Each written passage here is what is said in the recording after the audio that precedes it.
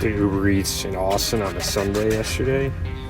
I don't think there were a lot of people around to compete getting deliveries with because the rates were like 2 times, 3 times. I guess like what the standard is.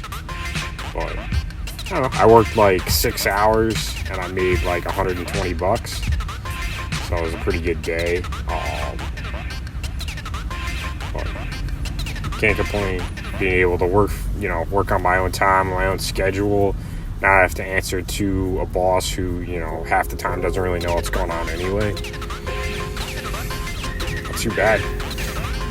Grabbed one order. The last order I got was 2 deliveries. It might have taken me maybe an hour, but I think I made like $30 on that one delivery, so it was pretty sweet. It was late. It was like 1 a.m. and I was going to be done. But I got one order and then I got the other one. One was like $18.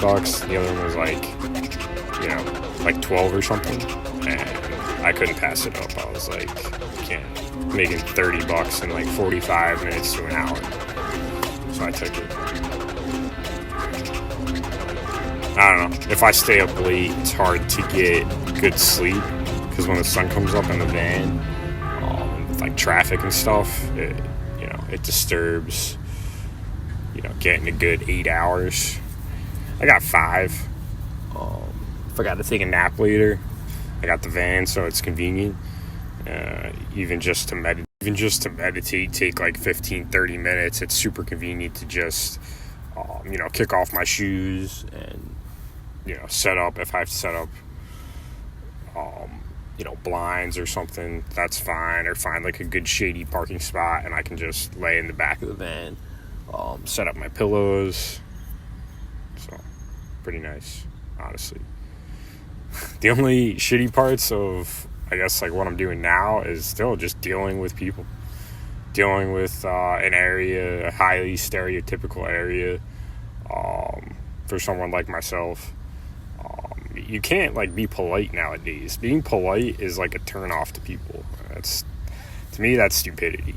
That's just what creates that is just utter stupidity. And then times when that things like that will trigger anxiety. If I have anxiety for being around a lot of people, from just random situations, people don't know what I've had to what I've been through. They don't know, what I dealt with at a job for like over a year, what that translated into my community, what that translated into losing my family, which honestly was for the best. Never really had much respect for me anyway. Never really was able to relate to me, never really understood me. That happens when you have kids and you're older and you have a lot of kids and you have by the time you're at the end of the line, it's a lot of work. It's hard to relate to all your kids and, put in, I don't know, like, I guess like a full effort to get to know all your kids, and trust them and respect them, and at like my age, at 30 years old, all I've accomplished in my life, all I've done, the lack of respect I had from my family, it was time to move on. It was a heavy straw, basically being in an argument with that company over who I am as a person. But when that happens with anybody, they don't really deserve to be a part of your life. They shouldn't be in your life, honestly. And maybe I'm a difficult individual to respect. Maybe I make people insecure with my abilities. Maybe being, on my own and being able to figure out life from that perspective is what I've needed to do for a long time. And I just, it's not an easy thing, but everything has pros, everything has cons, and, the more I think about things, the more I realize that this long, painful process was necessary for me to develop as a person and develop, skills that I have, and not deal with superficial judgment. Things need to be a certain way. You need to do things like everybody else. I'm not like most people. That's just the way things are. I'm just not like most people. And, in more ways than one, I'll take that set of cards every fucking day. when I say I'm not like most people.